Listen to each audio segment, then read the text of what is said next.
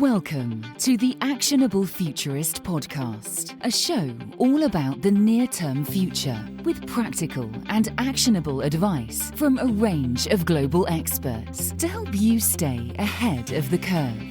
Every episode answers the question, what's the future of? With voices and opinions that need to be heard. Your host is international keynote speaker and actionable futurist Andrew Grill. Today's guest is John Phillips, Senior Vice President of SVP Sales and General Manager EMEA at Zuora. John has over 25 years of experience in sales, leadership and general management of businesses across SaaS, enterprise and open source models. Prior to joining the team, John held sales positions at Oracle, EMX and OpenText, working both in the UK and the US. Zuora has helped businesses in all industries transition to subscription models, working with businesses from The Guardian to Schneider Electric. Welcome, John. Great to be here. I've been guilty of quoting the phrase the subscription economy many times over the last few years without really knowing who coined it. But in researching for this podcast, I realized the origins are actually with Zuora. For our listeners, can you explain what is the subscription economy and how the phrase came about? So it was actually, I think, our CEO that actually coined the phrase, and I think it was picked up. So Tien Tzuo, our CEO, started a company about 15 years ago. He actually came from Salesforce. And he was one of the original members of Salesforce. And, Salesforce back in 1999, were literally the first to launch effectively a SaaS service. So very quickly, he saw that there was an opportunity to create these digital services, really change the software world once and for all. But what they found was that the financial models for selling on-premise software didn't suit the purposes of these digital services. So that was really the start for him. But then he saw it in his personal life, right? So then we all started having things like Spotify and Netflix. And we realized that we were kind of subscribing to things, really valuing the service more than the actual underlying product. And we've seen this change, kind of ripple right through our lives. So I think that's what basically formed the basis of his hypothesis, is that we would maybe give up a little bit on ownership and move more towards usership. And really the term subscription economy encapsulated all of that. I have to say, some days I think people misunderstand the term because of the word subscription. They think it's just, $9.99 a month. And it is obviously one of the most dominant forms of recurring revenue models. But I have to say it's only one. And in fact, most of the models that we see today are so much more sophisticated than that. So that's how it all came about. And obviously it's, as you said, you've said it many times, it's a thriving industry, and it's a very exciting place to be right now. We might unpack the different models a bit later on, but what services does Zuora offer and where do you fit in the subscription ecosystem? So we offer what we call quote to revenue. So it really is the complete business process that you have to be able to execute in order to enter into this world of recurring revenue. So we have a product that does the billing part. We have a product that does the revenue automation. Sounds boring, but revenue automation is incredibly important when you get complex recurring contracts. We do everything from collections of cash. At the end of the day, you still have to get money from people.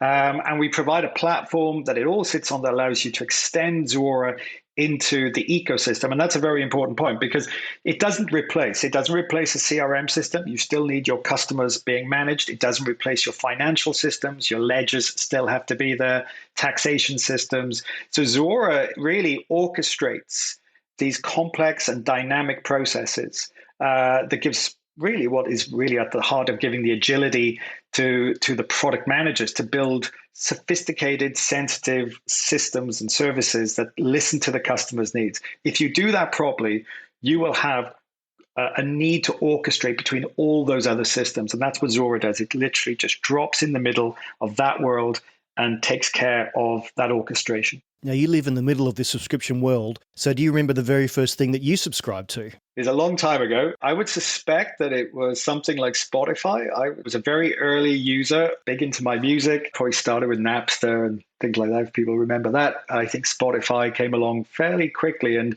actually, it's a very, very good example of what we now see in terms of creating tiers of service that encourage people to move up. Because I had a free service for probably about 8 years. What actually triggered my transition to a paid service was when I redeveloped my house, put in Sonos. And if you wanted to play Spotify on Sonos, you needed to have a premium account. And then, of course, I upgraded to family because then my kids grew up and we needed to support them. So it really is a great historical journey through the subscription. If you want to describe the subscription economy, that's a key example of it. And now I treat it like a utility. Yeah, I would never turn it off. I don't even think about it. Well, I remember Spotify as well. I think I had a beta account. I was one of the first people in the UK to use it for free. But my story about upgrading is a bit different. I'd actually forgotten that I hadn't set up an auto recurring debit. And one day I was on the street and it went from listening to my favourite music to 3 ads in a row. And I thought, I got really angry. I think I yelled an expletive and said, what's going on? Oh, I need to subscribe because I've got to pay to remove ads. And I think, again, with Netflix, I subscribe because of the Crown. But I probably can go back even a bit further. When I was playing with application service provider models or ASP models back in the year 2000 with Microsoft and Telstra in Australia, I feel like a bit of a pioneer. We'd actually planned to use Citrix to deliver online versions of Microsoft Office and rent the software, which you'd now call Office 365. So, I feel like I've been doing this for a while without knowing what it was. But how has the subscription industry changed since those early ASP type models? If you think about what you were doing there, you were taking a traditional on-premise application, not to be discourteous to it, but putting it on and hosting it, right? And it was a fantastic moment in our history of technology because it brought so many benefits. But if you truly look at what goes on today in SaaS, it's a whole different ballgame because actually when the SaaS providers like Salesforce started building these products, the real important thing that changed was they could start to see how their customers were using the software. And they started to learn very quickly that they didn't want to just run reports or create contracts. What they truly wanted was to collaborate. They wanted to share information. They wanted to know what was going on in their users. So Salesforce and companies like that in those early years of SaaS started to realize they had this incredible power to iterate on the software. They actually knew how their customers should be using that software better than they were. And they were able to communicate through this digital platform. If you compare those two worlds, that is actually quite different. And I think that is the truth of why SaaS dominated and beat the on-premise model. It was the ability to actually give the customer what they really wanted. And you're starting to see that in worlds beyond SaaS. Imagine being, the Electrolux engineer who's building a washing machine and he can tell that you're putting too much detergent into it. So, I'm sure we'll get on to the powers of things like connected devices. But that is really what the SaaS world showed us, was what the rest of the physical world could actually become once you create these direct digital relationships. And Salesforce, I suppose, created one of the first in that domain. And the great thing about SaaS, as you know, is that if you have a great idea, you can see through customer usage, you should change a feature or a product, you push that out and unless it breaks, no one really knows. And all of a sudden you've got a great new feature. So rather than on-prem, you've got to go and, load everything up and make sure you're not going to break anything. I think it's a great model.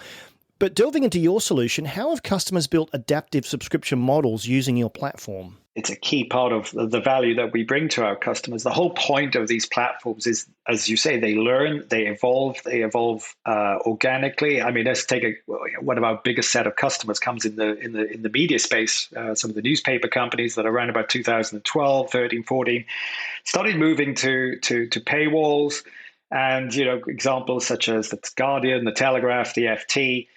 What they were able to do was actually put out offers relatively quickly and relatively in a numerous form, and actually allow the system to tell them which model actually customers were taking up, right, and which ones actually resonated with their buying patterns. Versus, we saw companies that would spend 2 years trying to analyze this, bring in digital agencies, and try to do all of this analysis, and then put something out only to find it didn't actually hit the spot. So these systems truly do adapt. by simply looking at two things you need. Number one, you've got to have a very agile platform that allows you to change offers in the matter of minutes and hours, not weeks or months. And that was the case for the FT. I mean, they originally had a system that would take, the offers were effectively hard coded. So it could take months with an IT department to change. With Zuora, that you change that in minutes. And then you have to be able to see the financial consequences of your work and see how the subscriptions are being used, see what kind of revenue you're getting back from them. And with our real-time capabilities in Zuora, it literally tells you how you would then subsequently change those offers. So it's occurring in other industries, but you won't find a better example of the very fast-moving world of the newspaper business. It's a great example. I'm just thinking aloud, will we ever get to the stage where we'll have almost unlimited subscription models? So my relationship with The Guardian will be different to yours because of my usage patterns. I used to work in telco, as I alluded to with Telstra, and I've always wondered about the sliders. I want this much data, or I want this much of that. Is your system able to do that, or will we get to a point where you can almost have one-to-one tailored offers that are completely tailored to what you want, and the back end then takes care of all the billing and all the delivery of the products? And that's exactly why we exist, because one of the issues that we have in the market today is that let's call it the initial attempts to put these subscription services in place are in many cases quite simple, quite basic. And to be honest, there might only be a few flavors, a few colors of the service that you can get. But what's holding customers back are the challenges of handling all of the modifications, the constant set of modifications across millions of customers, if you created that flexibility for everybody to create that. And that's why I say what Zuora does is effectively orchestrate, not automate. If you automate, you're trying to find maybe 5 patterns and hard code them very efficiently to handle those 5 patterns at scale. But that's not what these companies need. These companies need effectively an infinite number of use cases and patterns that need to, when they're instigated, you need to just explain and inform and connect to a whole host of different systems to allow that to happen. And literally, that's why Zuora has invested so much in creating something that has strong integration to all of the back-end systems that allow you to perform that. So yes, I think increasingly you will have highly customized offerings. You're seeing it in some industries, less so in others. But it's obviously the holy grail that you will get ultimately the truly personalized service. Subscription models have been in the news a lot lately. I want to touch on the whole Netflix issue. How can ads and subscriptions coexist? I think it depends what you think of as an advertisement. If it's informative, if it's personalized to me and it's actually enhancing the service, the relationship that I have with this company that I've subscribed to. You've got to remember, when I subscribe, you think of your best subscriptions. There's a true sense of loyalty between you and that provider. There's a sense of trust. When you provide your credit card details to Amazon, there is a sense of trust there that you value and they value. So I think, if they are communicating to me with the right information, it could look like an advertisement. But in fact, what it's truly doing is adding intelligence to the way I interact and I perform my life. If I'm watching a Netflix movie that is, I don't know, if it's Mission Impossible, and then they tell me about the fact that Top Gun is on in the cinema and Picture House encourages me to go and see it. I don't think that's detrimental. I think that's incremental to my life. So I think there's definitely an opportunity to do that. It's not unlike the freemium model, as we explained with Spotify. You can have it for free and it's supported by ads. And if you want to remove the ads, there's a charge. And I think you and I both realised the value exchange was there. We've just come through 2 years that were very challenging for all businesses and all business models. How resilient was the subscription economy during COVID? It was a real eye-opener, just how incredible. Unfortunately, it was a bad time for all of us. I don't think we would ever want to go through that. But what you have to admit is that it accelerated digitization of our businesses. It created a world that we didn't expect, or certainly not as fast as it came through. So you found that our customers needed to digitize. So those companies that were providing software and digital tools did incredibly well through the lockdown and through the pandemic, and still are, have really accelerated their business. So we service them. We help to monetize their digital services. If you take somebody like Zoom, of course, had a huge growth over this period. So definitely, no doubt, those digital services, but even some of the our other customers who had the ability to turn on a dime and change their service quite dramatically to meet the changing demand. If we have customers who provide loyalty services, so provide you coupons to originally to restaurants and to cinemas. Well, of course, lockdown came and they needed to change that, and they changed very quickly to providing coupons to access free movies, streamed movies, delivery services. So the ability to do that. So if you were a subscription business, firstly, you had the ability to make that change relatively quickly. The second thing is, as again, I mentioned the word loyalty, there was a clear example of how people's ability to go out and do ad hoc purchases diminished. Naturally, you weren't going out into the shops, you weren't making these one-off purchases, but your subscription services you actually stayed pretty loyal to, and we have the data to show that, right? So actually, arguably, it was one of the best examples of how to build a resilient service. And we have potentially some rough period to get through right now with a potential recession and all these clouds on the horizon. And once again, I think those subscription businesses, those businesses that have built relationships, built recurring revenue models will do incredibly well relatively speaking, through this period. I like the link between loyalty and a subscription. I think it's so right that, as you say, for example, I subscribe to the FT, and every year when they ask me for some more money, I'm happy to subscribe again because I can see the value. I've even seen Costa Coffee in the UK start a coffee subscription. So what other products and services do you think we're likely to rent and subscribe to in the future? We're lucky enough to get to see some incredible and innovative stories. The one that I think is most powerful, though, is the whole area of mobility. If you think about car ownership, I always felt that this would be the one that would be the hardest to crack, because we've grown up loving our vehicles, right? We're passionate about, the petrol engine and the smell of the gun. And of course, that's all starting to change with electric vehicles and soon autonomous vehicles. We started getting Uber. We started having this concept of, do I want to drive myself or shall I be driven? And so I think this is the one area that will be the most substantial in terms of its impact on our lives, and the most incredible in many ways. That I don't think I'm going to buy. I actually subscribe to a Volvo. And I bought one more car, which is to teach my kids to drive, and that will be it. I will never buy another car because I just feel like the service version of that business model is far superior. You're essentially subscribing to a facility, so it doesn't matter what model of Volvo you have. Does that model allow you to upgrade, so they're always giving you the choice that you can have the latest and greatest model?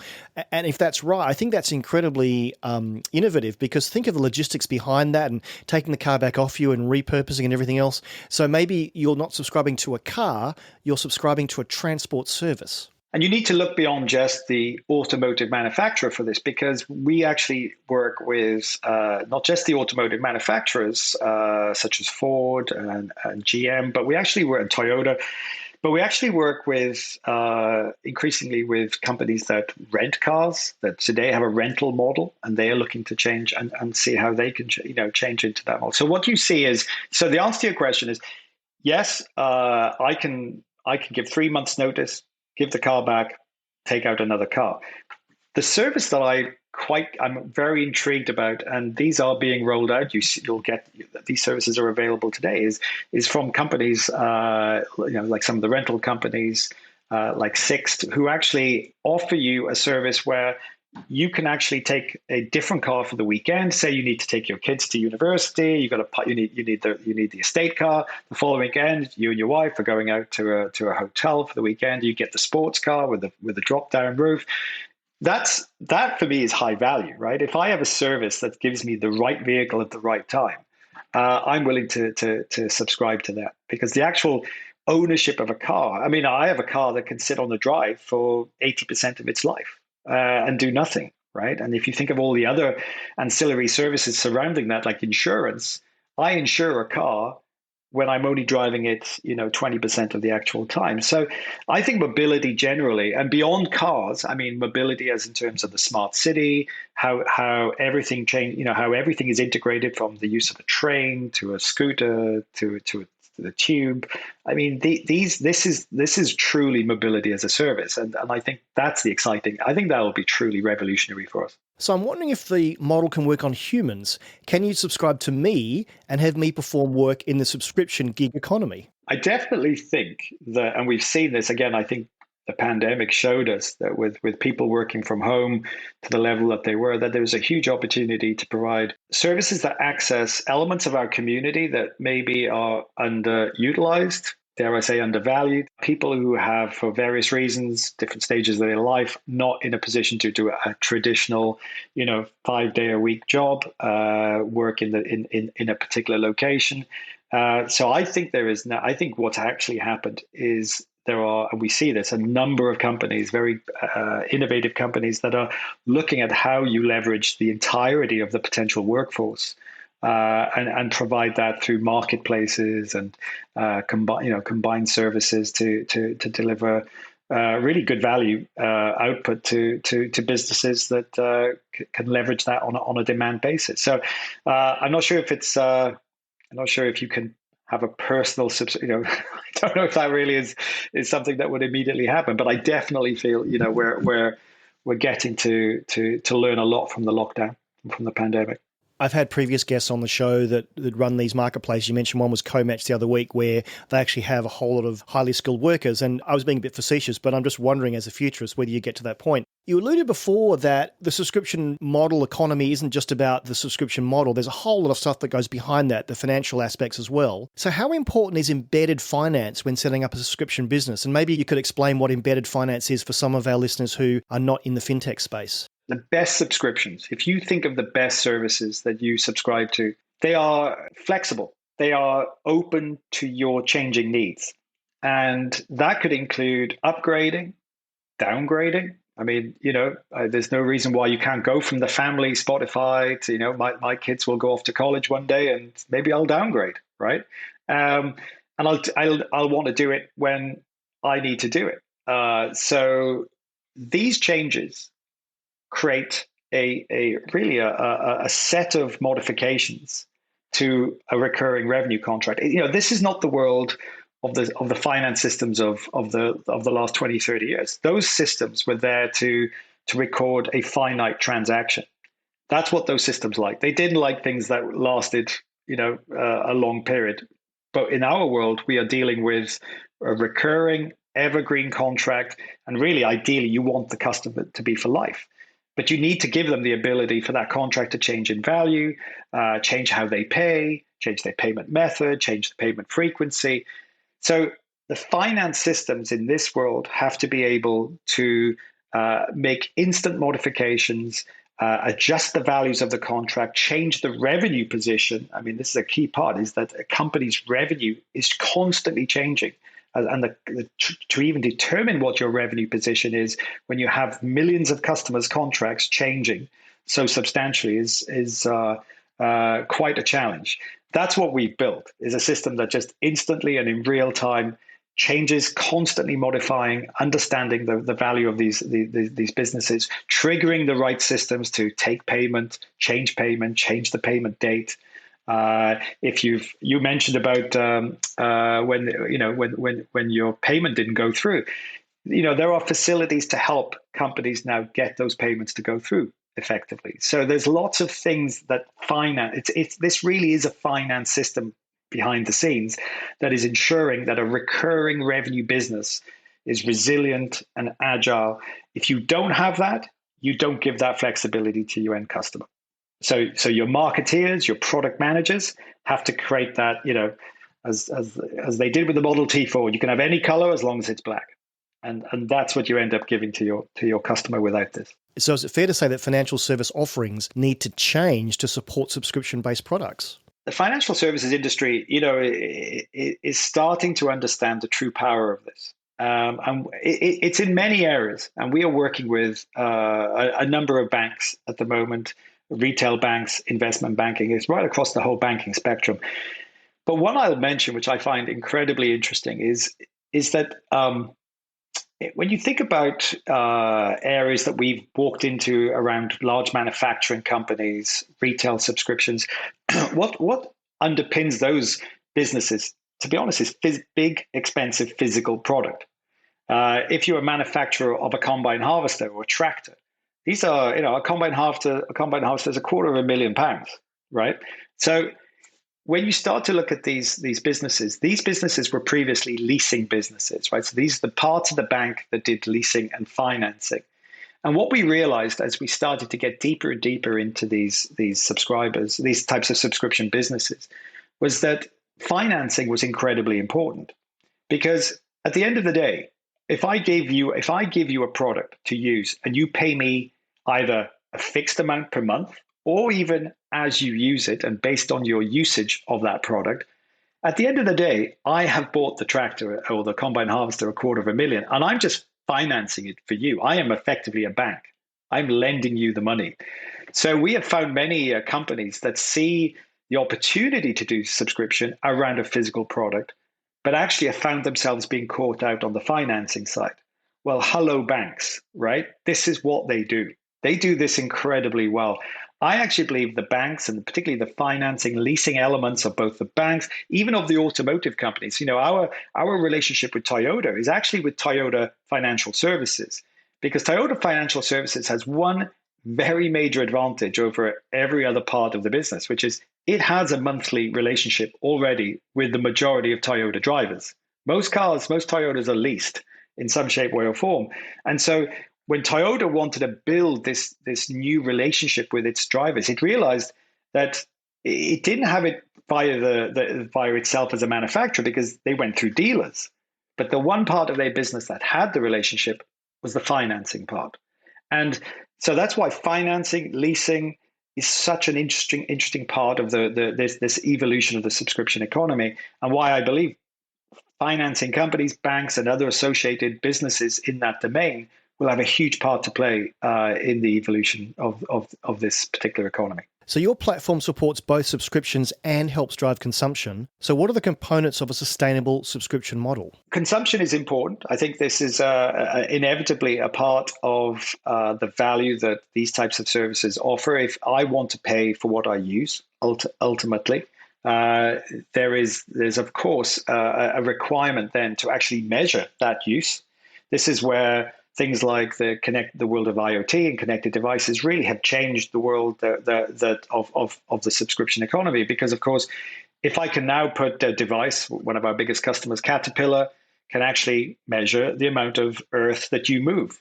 And the ability to charge their particular customers in that way can now offer huge advantages. And then you start to understand that if you can do that, then you can start to move into another economy called the sharing economy. And then you're really into a whole world of sustainability at an environmental level, because then you're not mass producing as many things. What you're really doing is producing the minimum requirement, but still extracting the revenues you were getting, but just through a more effective manner. So we are seeing that in a lot of different industries. We're seeing it in manufacturing, but we see it in smart cities, smart buildings, smart homes. This is the ability to know how you're using the product gives us all a huge platform and an advantage going forward, particularly into a world where we're probably over consuming at this point, and that has the environmental and sustainability issues that we all can see. Now, innovation is something that's close to my heart. Any company that's going to grow has to innovate. So how do you innovate at Zuora? We are in a continual cycle of innovation. We're a Silicon Valley software company. You can imagine that this never stops. I mean, today we're focusing on really completing this end-to-end business flow. It really feels to me north, south, east, and west. We're looking at all the peripheries of these problems. For instance, at the moment, we're about to launch a product that really looks at process automation, process enhancement, and optimization. So you can imagine that when you start to create this orchestration of all of these steps, you will find inevitably that you create inefficiencies in that model. So everything from that all the way at the beginning to how customers are taken from the freemium model into a paid model, techniques for doing that, looking at the end of the process. How do I provide instant and real-time revenue recognition for the CFO, which we now provide straight out of Zuora. So we are looking at the entirety of the business model for one. And we're making sure that we are capable of supporting this hybrid world of physical and digital. And it's a really interesting world when you start to bring those two. You have to unify much of certainly the commercial models that exist. So, for instance, with one of those banks that is doing leasing services around things like tractors and combine harvesters, the invoice that goes out has to have both the leasing element of it, but all of the additional digital services that user directly consumes. So that's a real unification of actually two very different financial models that have been associated with that, or that customer is associating to. Is there a business model that won't work with subscriptions, would you say? If there is, I haven't found one. I'll give you an example. I have a customer who sells fertilizer. I have a customer who sells pharmaceutical drugs. I have a customer who sells guitars. And every one of those three have a very successful digital service as an adjunct, as an ancillary service around those products. I would never put those three on a list of my go-to target market subscription businesses. But when you see that, when you see why, how that happens, if in the case of the fertilizer company, of course, they put sensors into the farm, into the land to see how the land is being irrigated, et cetera, et cetera. With a guitar company, it's Fender. I can say who it is. They provided a service that helps you learn how to play the guitar, because the problem was people were buying guitars, particularly in phases of their life where they thought they wanted to be a rock star. Of course, they would go home, and within about 2 or 3 months, they felt pretty stupid that there was a £300 guitar getting just dust on it. And Fender realized that they needed to do something. Otherwise, that person would never buy another guitar. Teach the person how to play that AC/DC Back in Black song. You'll get another guitar sale, and you'll get some ancillary revenue through that. So, what you start to realize is it's not about taking the actual product necessarily and putting it on subscription, but it's really the digital relationship that you're creating. You're creating a direct digital relationship, and you're monetizing that to the point where eventually, not immediately, but eventually, what does the customer truly understand as the value that they get from that company? It's probably the outcome versus the actual underlying product. That's fascinating. And the Caterpillar example, you're actually you're subscribing to dirt in a way, how much dirt you use or how much dirt you That's an amazing. So I think there's untapped potential in this space. But I wonder if the next frontier is the subscription. And hear me out here. My old one of my old employers, Optus in Australia, has just launched a service called SubHub, where they aggregate all subscriptions. I think they have a wholesale deal with Netflix, and they obviously want to sell their pay TV services. But do you think there will be a time when you have one master relationships with a company like Optus, and then they go off and aggregate all the services that you like? Is there a market for that, and can your platform support that? For sure. It's a market that we have predicted for many years. I think a couple of things will happen. First of all, I think we will see more regulation from the government and from institutions, because what's happening is so much more of our disposable income is now being consumed by subscription. I mean, I'm as bad as anybody, and I live and breathe this, right? But if I went and looked at my bank account today, a huge proportion of my disposable income is going out through on the first of the month, right? In some form of recurring revenue model, some form of subscription. So I think increasingly we will see regulation, and this is why I think we touched on the banks, and I think the banks have a huge part to play here, because they are struggling themselves to understand how to reinvent the retail banking market. they don't make any money from running a retail bank account with yourself. So we have seen many banks come to us, and in fact, we just launched one in the UK where we have a well-known bank actually doing exactly what you've just described, which is starting to aggregate multiple subscription services. Now, the banks have one. I'm sure a telco has a potential in on this market, but a bank has another very special opportunity. First of all, they see everything you buy, right? That's number one.